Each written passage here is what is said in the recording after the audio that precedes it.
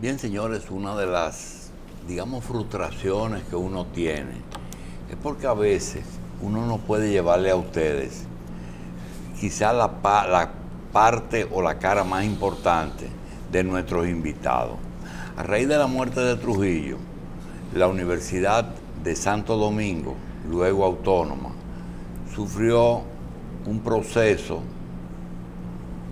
muy interesante en el que todas las estructuras fueron cambiadas, terminando en la Universidad Autónoma de Santo Domingo con fuero universitario. El nacimiento de la primera organización estudiantil universitaria y luego la formación de grupos políticos que representaban la izquierda y lo social cristiano. En ese momento, ese movimiento no era muy grande. Estaban un grupo de estudiantes, todos estudiantes muy buenos en sus respectivas carreras. No eran estudiantes sindicalistas, eran estudiantes líderes en sus carreras. Dentro de eso estuvieron en el sector social cristiano, estaba De Filló, estaba González Cano, el mismo José Joaquín Puello, Bernardo De Filló. En el caso de la izquierda estaba Asdrúbal Domínguez, Antonio Isa, no Narciso venía un pie detrás de Tony. José no había regresado todavía, creo, al país, estaba llegando del exilio.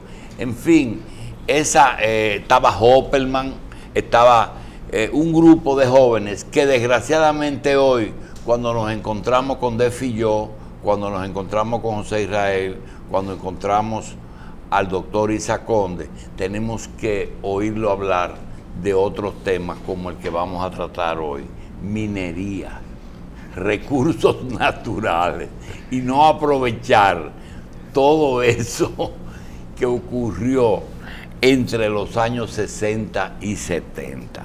Le damos la bienvenida al señor ministro de Energía y Minas de la República Dominicana. Doctor, bienvenido a casa. Encantado, Julito.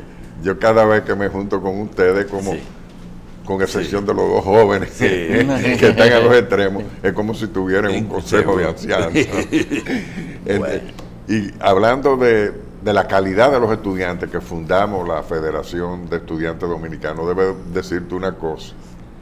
Cuando en los estatutos se estableció que para uno ser elegido en la federación aquella, en cualquier puesto, no solamente de la dirección, sino de las facultades, no podía haberse quemado en una materia. Imagínate. O sea, era obligatorio para llegar a ser dirigente estudiantil, ser un buen estudiante. Eso era una condición sine qua non, aparte de las condiciones morales, etc.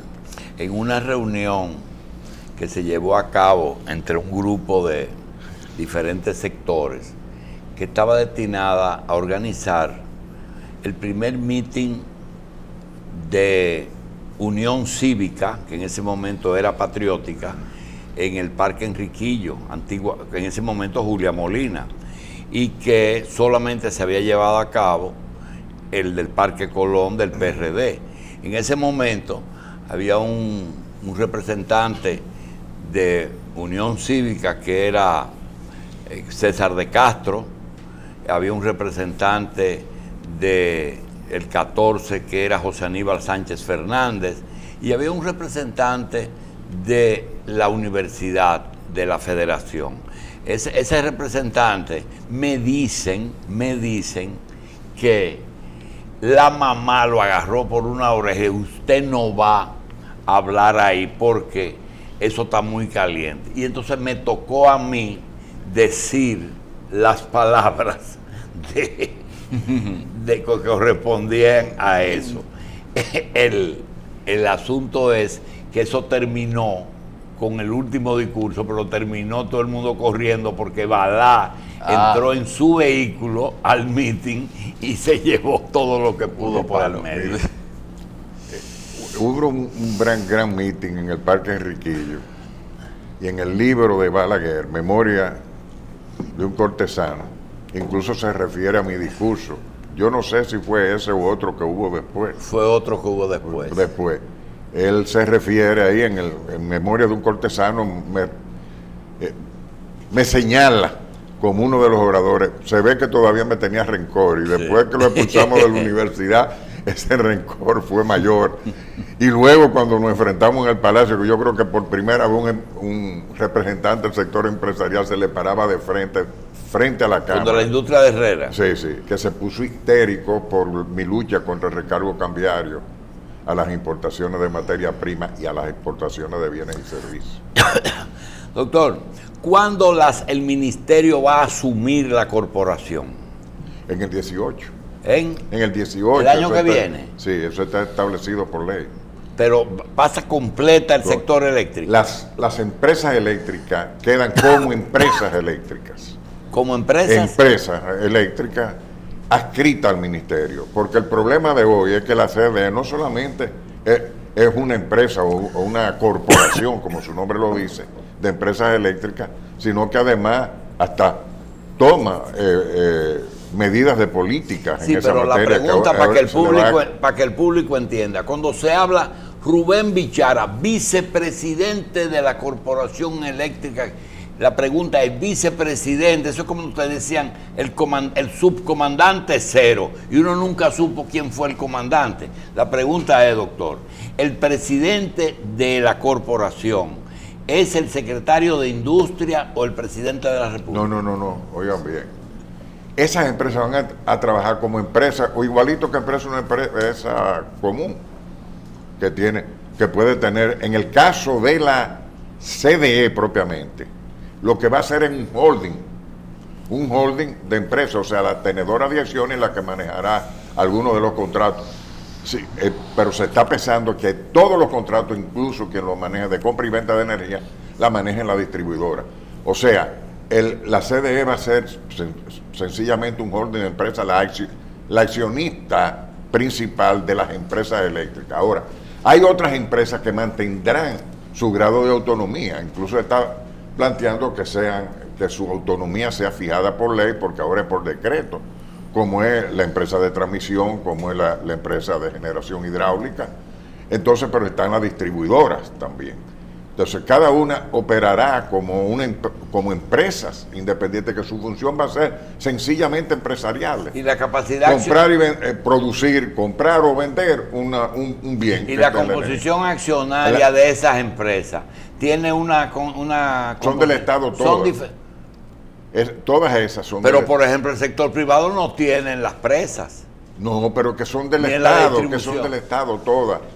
Pero la de generación no. No, espérate, la generación hidroeléctrica es del Estado. Las empresas de generación mixta tienen su carácter mixto, esas son independientes. Ahora, lo que sucede es que toda la normativa, óigase bien, toda la normativa en materia de electricidad la hace el Ministerio de Energía y Minas.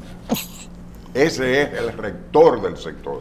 Y las empresas eléctricas, oye bien, serán organismos adscritos, pero con su autonomía administrativa del tipo de cualquier corporación privada. No nos confundamos. Lo que pasa es que ahora hay una frontera entre la empresa tiene doble papel, y eso no debiera ser así, pero es la realidad de cómo se desarrolló el sistema, porque la CDE toma decisiones de tipo política, a veces normativas, que eso no se puede hacer. Entonces la Superintendencia de Electricidad, que también ya hoy es un organismo adscrito, pero tendrá mayores niveles de autonomía. Son cambios institucionales. Entonces la Comisión Nacional de Energía es absorbida va a ser parte integral del Ministerio de Energía y Minas también, ahora con sus características particulares. Entonces, CDE seguirá operando, pero sin la parte de políticas. Una CDDita. Una CDDita. más pequeña. Pequeña, un holding. Sí. Un holding. Adscrito, ahora, las empresas distribuidoras, las empresas ministerio. distribuidoras seguirán operando como empresas distribuidoras. Esa es su función. Ahora, bajo la rectoría del Ministerio de Energía y Minas. El Ministerio de Energía y Minas será que dictará las resoluciones que tenga que dictar para que el sistema opere. Pero, entonces, lo que veo, hay un conjunto de decisiones que se han tomado, por ejemplo, con Punta Catalina, que ya cuando pase a mano del ministerio el tema de las políticas y alguna decisión administrativa, tendrá que respetar el ministerio. No, espérate. El ministerio como rector y las empresas escritas puede, claro, siempre con la autorización del presidente. Acuérdense que estamos hablando de un proceso que, por ejemplo, en el pacto, cuando hablamos de la parte institucional de lo que es el sector eléctrico, estamos pactando al año 30, señores. O sea, nosotros no podemos ver las cosas bajo la perspectiva de hoy, cuando uno habla de transformaciones institucionales, de compromisos institucionales como lo que se van a hacer a través del pacto. Nosotros tenemos que pensar, no en hoy, en el futuro. Yo en el mismo pacto, en una de las sesiones a donde comenzamos de nuevo a discutir, ya habiendo logrado una serie de acuerdos previos con una serie de actores, yo planteé, si nosotros queremos echar esto adelante, hagámonos de cuenta que estamos metidos en una cápsula del tiempo. No pensemos en nuestros intereses de hoy, en nuestros intereses individuales. Vamos a pensar en lo que nosotros queremos para el año 30 y en la medida que tenemos que tomar para llegar a esa fecha con un sector eléctrico robusto, confiable, que eso, nuestro objetivo es lograrlo mucho antes. Ya estamos trabajando para eso, aún sin el pacto. Entonces, la parte institucional está prevista, la reforma institucional, tanto en el programa de gobierno del presidente. El presidente lo ha anunciado varias veces en qué va a consistir, pero ya esto es uno de los consensos del pacto, todo lo que se refiere a la parte institucional. Y en eso se queda bien definido que las empresas eléctricas serán empresas y que el rector, el que diseña las políticas en materia de energía, de electricidad, de hidrocarburos, de minas, es el Ministerio de Energía. Bien. Doctor, el ministerio tiene, además de la función que va a asumir en el 18, tiene los recursos naturales de energía y minas, no medio ambiente, pero a veces se parecen. Y vimos en la prensa algo que nos llamó la atención, y no sé, cuando lo vi, digo, caramba, eso debe hablar Domínguez Brito o el doctor Isaac Conde. ¿Por qué? Porque se habla de que en Brasil la Amazonia es una especie de santuario, pero el nuevo gobierno plantea la explotación de una parte por conveniencia del país. Cuando se habla de eso, de la mezcla del medio ambiente, pero para una explotación minera, ¿cómo se puede lograr un equilibrio justo, que no pase lo que está pasando en San Juan, que ahora resulta que una mina de oro, que a lo mejor le deja al Estado un dinerito, que es subterránea, ya hay toda una organización social para oponerse a ella? ¿Cuál es la visión que tienen ustedes de esa situación? Hay dos cosas. Yo le digo a mi amigo Francisco Domínguez Brito que nosotros somos hermanos siameses, porque nuestro trabajo se complementa.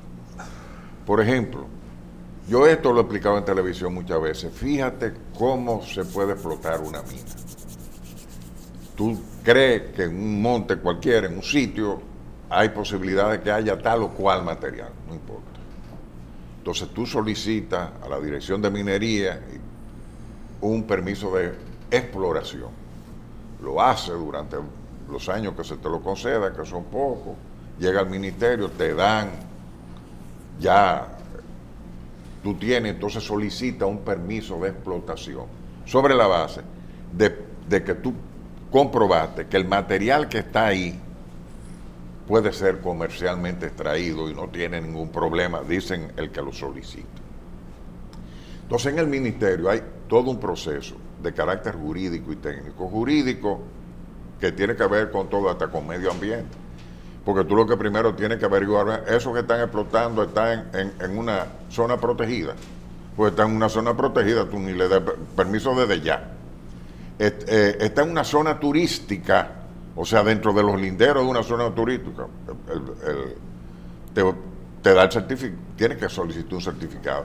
Y así hay algunos que son hasta municipales que tenemos que pedir. Esa es la parte legal que implica todo. Pero eso yo no estoy jugando nada medioambiental, sino lo que está en la ley. Nada más. Pero sí hay cosas que tú tienes que investigar de tipo financiero. Tú me dices que me va a explotar ahí. Pero para tú explotarme ahí, después tienes que garantizarme la remediación de lo que tú vas a explotar. Y tú tienes que tener los recursos necesarios y probarme que esa mina va a producir para eso. Te estoy dando una serie de ejemplos, son muchísimas cosas. Pero además, tú tienes que presentar lo que se llama un plan de minado, a donde tú dices cómo tú vas a explotar esa riqueza que tú dices que encontraste ahí, la tecnología que tú usas. Si todo eso cumple con la ley, con las normas, tú le das el permiso de la concesión para explotación. Pero eso no significa que pueda explotar. Con eso, él va al Ministerio de Medio Ambiente y le dice, mire, este es mi plan de minado, esto es esto. Entonces, sobre esa base, el Ministerio de Medio Ambiente le da un instructivo, o unos términos de referencia, que es como se llama, para que él solicite sobre esos términos de referencia que el Ministerio le dio, y se lo dio sobre la base de lo que se le presentó a nivel de plan de minado, de todo lo que hicimos nosotros en el Ministerio. Y le dije, mira, tú para hacer esa explotación, tú tienes que cumplir estos requisitos. Si alguno de requisitos no cumple, tú no te voy a dar permiso y por lo tanto tú no puedes explotar. Entonces, si supongamos que en una mina cualquiera se cumplen las condiciones técnicas para dar la concesión y el Ministerio de Medio Ambiente dice eso va a afectar el acuífero, no puede explotarlo. Entonces, el Ministerio de Medio Ambiente, con un estudio, es que debe de determinar si ese sistema de minado, tomando las precauciones que tenía los términos de referencia que el Ministerio de Medio Ambiente le presentó al inversionista, dice, bueno, esto es lo que hay que hacer, tú tienes que cumplirlo, pero además yo te voy a vigilar para que tú cumplas eso. De la misma manera que el Ministerio de Energía y Minas tiene que vigilar que el plan de minado y que todo eso, y por eso están los mecanismos de supervisión que en el pasado se habían relajado muchísimo, pero que ahora están siendo mucho más rigurosos. Y sobre esa base que se hace una explotación. Ahora, hay un tema que es bueno que ustedes entiendan. Aquí hay un problema que nosotros desde el Ministerio estamos combatiendo. Es que tenemos una ley minera obsoleta, jurásica. Me dice, bueno, ahí puede haber toda la riqueza del mundo, pero tú te pones a ver qué le toca al Estado según la ley de minas. Tienen que pagar el impuesto sobre la renta como si fuera cualquier empresa, una textilera, la que fuera. Un momentico, doctor. En el desempeño de esas funciones, yo he visto que usted ha insistido mucho en eso que usted comenzó ahí, que es una mayor participación del Estado en la explotación. Eso yo lo puedo entender como una vuelta a la juventud de Antonio Isa, de que el Estado sea el dueño de todo. Eso es casi un movimiento mundial. No. Yo estoy expresando lo que es una realidad. Eso mira, no fue una secuela. Eso no fue una secuela. Eso no es una secuencia del izquierdismo, ¿verdad? No, es una secuencia de querer este paisito, nada más. Ya. Pero además, mira qué pasa. Una cosa son los contratos especiales. Por ejemplo, la Barria era una mina del Estado y se la dio mediante un contrato especial a una, entonces lo negoció. Pero si tú lo haces mediante una concesión de acuerdo a la ley, lo que la ley prevé es que tú pagues el impuesto sobre la renta, después un 5% a la comunidad y algunos, según el producto, algunos permisos, algunos impuestos de importación. Entonces, ¿qué sucede? esa ley prevé que tú puedes obtener una concesión a 75 años por 44,000 hectáreas mineras, cuando probablemente el área de explotación tuya sea una cosa pequeña, lo que a donde tú vas a hacer la explotación una cosa pequeña. ¿Esa es la situación de Rosario? De la situación de Barrigol. ¿Qué? Eso que usted está hablando, de una concesión mucho mayor. No, pero ahora la que tiene, acuérdate que es un contrato especial, que lo que tiene un área ya definida. Ya. Ese no es el tema. Pero bueno, te doy un ejemplo. Te voy a dar un ejemplo para no entrar en la minería, porque ustedes se ve la minería nada más como la metálica. No. Óyeme, tú das una concesión que Piedra Caliza la puedes dar por 44,000 hectáreas. Oye bien, a los años que sean, hasta 75 años, pero además el impuesto que paga son 10 pesos por hectárea. ¿Tú sabes lo que es eso? Mientras tanto te están llevando una riqueza no renovable cuyo dueño es el Estado. Entonces lo que nosotros queremos es equidad, un negocio de ganar. Para eso hay que cambiar la ley, pero además nosotros estamos estudiando y por eso fue que cortamos la entrada de más solicitudes por un periodo de 6 meses y de las concesiones 60 días no sacaremos ninguna, para ver si con los poderes que nos da la ley podemos ir cambiando esa realidad por un negocio ganar, un negocio que nosotros le podamos hacer cambios de esta manera. Bueno, yo quiero que tú saques tu gasto y que gane, pero yo necesito que la entrada que tenga el Estado se ajusta. Pero además, si tu proyecciones de explotación, si el tamaño de tu mina es de tanto y tú quieres una cantidad más de amortiguamiento, bien. Pero además, si tú dices que los años de vida que tiene esa mina es 10 y suponte que tú necesites 5 más para remediarlo y cerrar la mina, y además te doy un poquito más, ¿para qué te voy a dar una concesión por 75 años? Pero te voy a decir esto, y esto es lo más importante. Cuando nosotros, en el año 2012, habían en concesión de exploración o de explotación 1.670.000 hectáreas. Nosotros la logramos reducir a unas 700 y pico de mil. Pero ya estaban ingresando 400.000 más en solicitudes y dijimos, vamos para esto, vamos a organizarnos, esto no se puede hacer así. Y fíjate una cosa, tú estabas hablando de Brasil y la Amazonia, yo creo que eso es un crimen particularmente, pero yo no puedo comparar la República Dominicana, que es una media isla cuya otra mitad está devastada, con aplicar la misma política que yo puedo aplicar en un continente inmenso. No es verdad, por más que me remedien. Esto es una media isla y tenemos que ser mucho más conservadores que Brasil, que Chile, que Perú, que cualquier país del continente, porque somos una islita. Y por eso todas estas cosas que nosotros queremos hacer desde el ministerio, el único objetivo que tiene es proteger nuestro ecosistema y además que los beneficios que generen esos recursos no renovables, el pasivo ambiental no se le quede a las nuevas generaciones, sino que parte de ese ingreso se convierte en desarrollo. Por eso nosotros planteamos ir más lejos. Queremos también ver cómo esos bienes, cómo ese ingreso en la ley, ¿no?, que van a la comunidad, se fiscalicen. Primero, para que puedan llegarle, y segundo, para que se usen adecuadamente. Doctor Isa, mire, la situación de la regulación, volviendo a minas, de recursos naturales, no es fácil. Porque si usted le llega una solicitud de exploración a la Dirección de Minas, de exploración, inmediatamente hay que ponerle al contrato que si obtiene resultados positivos, que sean rentables, que sean presencia, que sean suficientes, hay que darle la primera opción al que exploró.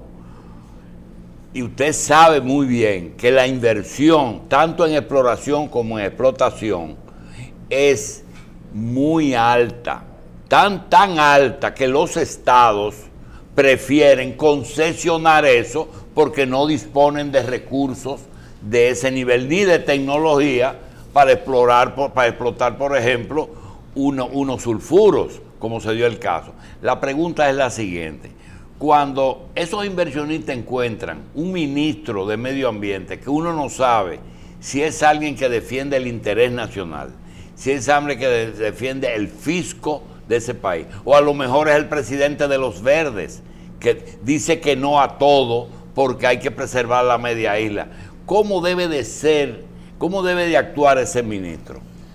Una de las cosas que estamos, lo he anunciado, en las normativas nuevas que estamos poniendo y en las de proyectos de ley que estamos elaborando, es reducir al mínimo la discrecionalidad de los funcionarios. Al mínimo. Procedimientos ágiles, porque eso es un atractivo para el inversionista, que no les retengan los documentos durante normativas bien establecidas y ágiles. Pero el poder discrecional de los directores, de los ministros, de los técnicos, reducirlo al mínimo, porque ese es el caldo de cultivo de la corrupción. Pero ahí es que está el picoteo de los PLDistas en la permisología. Pero nosotros no hemos propuesto dar la batalla para que esa discrecionalidad sea llevado al mínimo tema. Y te debo más, lo estamos haciendo ahora. Estamos cada día poniendo normativas que reduzcan esa capacidad. Estamos dando esa batalla. Pero tú hablaste de los términos financieros. Oye bien, una de las cosas que estamos trabajando, ahora mismo estamos trabajando en este momento, son las normativas para los requisitos financieros, porque eso sí nos corresponde a nosotros, no a medio ambiente, que se deben tener para explotar tal o cual mina, según la mina, según el periodo, según lo que fuera. Entonces tú tienes que pedir determinados requisitos. Entonces, tú has dicho, por eso que el inversionista que tiene dinero, perfecto, entonces vamos a hacer un negocio ganar. Tú tienes el experticio, tú te arriesgaste con la exploración, pero el dueño de lo que está ahí es el Estado. Entonces vamos a hacer un negocio a donde tú saques tu inversión, obtengas beneficios, pero que yo, que soy el propietario de lo que tú vas a traer ahí, reciba una parte justa. Entonces, un negocio de ganar es el que más le conviene al Estado y le conviene al inversionista. Tony, pero también, ¿cómo es el aspecto legal actual? Ahora que usted está hablando de que debe reformarse y debe fortalecerse la legislación de energía y minas, ¿qué es lo que establece la ley actual en cuanto a la reinversión de los recursos obtenidos por minería? Porque uno ve que lo que están haciendo es, todo está listo como para que nos dejen nada más el hoyo de donde sacaron lo que había y después nos quedamos, se va el gasto corriente. Mire, todos los beneficios. Ahora eso está más estricto porque hay más normativa y más supervisión. O sea, ya por lo menos la parte de la remediación está más amarrada. Por ejemplo, en el caso, para darte un ejemplo reciente de lo que hemos hecho, en el caso de la Falconbridge, tú te acuerdas la guerra que había y la gente no explicaba a dónde estaba. Uno decía, esos son empleos pavonados, otros decían que, bueno. En la parte de los recursos habían pasivos ambientales que no se habían cubierto de la vieja administración. Entonces, la batalla principal de nosotros fue garantizar para poder habilitar su título, que era lo que nosotros estábamos haciendo, que nos dieran las suficientes garantías económicas de que los pasivos ambientales y laborales se iban a cumplir. ¿Y qué pasaba? Si una compañía viene y quiebra, tiene poco capital, entonces nosotros no nos conformamos con la garantía que daba la empresa que iba a explotar. Y le exigimos la garantía de los socios. Y comprobamos que los socios eran gente que tenían grandes recursos para asumir esa garantía. Y la firmaron. Esas cosas no se hacían antes. Eso no se le pasaba ni por la cabeza a nadie discutir eso. Aparte de la otra cosa que hicimos con Loma Miranda, de garantizar también, blindar un poco más el que no se utilizara, que no se explotara Son cosas que han cambiado, que hay que reconocerlo. Nosotros tenemos que ver la cosa en su amplitud. Ahora, todavía nos falta mucho camino por recorrer. Y solamente se puede hacer, uno, lo que podamos hacer, lo vamos a hacer con la normativa, con el poder que nos da la ley, que a veces no nos damos cuenta lo que desempeñamos una función pública, que las leyes nos dan ciertas atribuciones que si las podemos utilizar de la manera correcta, podemos modernizar y dar un mejor servicio. Pero hay otras cosas que están limitadas por la misma ley, entonces tú tienes que transformar la ley. Si la ley no sirve, el camino no puede ser no aplicarla, sino tratar de cambiarla. Claro. Bien, doctor, quiero formularle dos preguntas. Primero, saber si cuando usted habla del ganar en el modelo de explotación que podemos utilizar en la República Dominicana, se está refiriendo directamente a que el Estado debe ser socio de todo este modelo de explotación. El modelo que estamos usando, entre lo que se cambia la ley, lo que estamos trabajando primero jurídicamente, porque nosotros no vamos a hacer nada que violente la ley. Nosotros estamos tratando de elaborar, y eso hay que hacerlo en común, de acuerdo incluso con lo que están. Son unos contratos de adhesión, a donde el modelo económico, el modelo financiero, dé como resultado eso que te estamos hablando. Perfecto.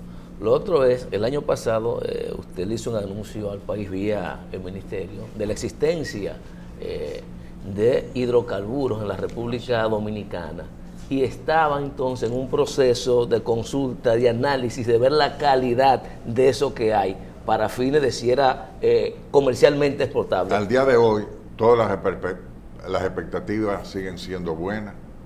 Estábamos haciendo una licitación para hacer más líneas sísmicas que quedó desierta. Pero una empresa nos ofreció informaciones que nosotros no creíamos que existían. En cualquier día de esto nos la van a traer para completar un poquito más la información, sobre todo en sísmica de agua. Pero en la sísmica, ya con la sísmica que tenemos, nosotros próximamente, muy próximamente, ya vamos a llamar a licitación por lo menos de una o dos de los bloques que tenemos. Eso no nos hemos precipitado porque yo le decía antes que yo quería ver las señales del mercado, porque yo no soy un gallo loco, yo tengo alguna experiencia a nivel empresarial. Entonces, las señales que nos han dado al mercado nos dicen que la fruta está madura para cosecharla. Entonces, vamos a llamar a licitación muy próximamente, y como todo lo que hacemos en el ministerio, lo haremos público, transparente y a la vista de todos. Doctor, un presupuesto está compuesto de los ingresos por impuestos, por préstamos internacionales y por ahorro posible de los gastos fijos. Los ahorros es difícil porque eso tiene un componente político. Eso no es verdad. Dígame. El que quiere lo hace. El funcionario responsable lo hace. Bien. Yo lo hice en el ministerio. Y la otra es eso el tema de aguantar un poquito los préstamos porque estamos llegando a niveles extraordinarios. Si el presidente le dice, Tony, tengo problemas presupuestarios en el área minera, ¿qué podemos conseguir para el 18 de mayor ingreso con las concesiones existentes, sin crear impuestos? Por ejemplo, cuando se revisó Barrigol, se dieron cuenta que el primer pago se iba a hacer el año que viene. Sin embargo, ustedes lograron que el primer pago se hiciera en el mismo 2013. La pregunta es la siguiente: si él le pide que se consigan unos cuarticos más en minería. Él no tiene que pedirlo. Ese es mi deber. ¿Qué hicimos nosotros en el Ministerio de Energía y Minas y en la Dirección de Impuestos Internos, que teníamos la responsabilidad de manejarnos con la Barrigol? El contrato, a que te hiciste referencia, la revisión del contrato planteaba una nueva revisión trianual, cada 3 años. Nosotros nos fajamos 6 meses, la Dirección de Minería, nosotros calladitos, sin hacer escándalo, sin hacer bulla. Y como consecuencia de nuestro plan, el plan financiero que impusimos, el Estado va a recibir en los próximos 3 años 181 millones de dólares en adición de lo que estaba presupuestado. ¿Por año o en total? En total. O sea, que en esos 3 años el Estado iba a recibir 400 y pico de millones, ahora va a recibir 600 y pico de millones. No hay ningún otro renglón que se pueda conseguir Digo, más. te estoy diciendo esto. Uno específico. Porque ese es un contrato que se previó esa cláusula de poder negociar. Algunos se hubieran hecho el chivo loco. Esto es lo que yo digo, que es un problema de la responsabilidad de los funcionarios. El funcionario no tiene que esperar para cumplir con su deber que el presidente le dé la orden y la seña. Hay algunas cosas que el presidente... Y volver a lo inicial. ¿Y se puede reducir las nóminas? Oh, sí. Yo la reduje un 35% en el ministerio está funcionando. Y no dejó mucha gente sin trabajo. Bueno, bueno, sin trabajo no, sin empleo, porque yo no estaba trabajando. Ellos no tenían empleo, pero no trabajo. Y yo creo que hay una diferencia en trabajo y empleo. Sí. Entonces, nosotros sencillamente aplicamos las normas. El que ocupa un puesto público recibe un ingreso y todos los privilegios que eso significa del erario público. Tiene que aportarle al erario público a su trabajo.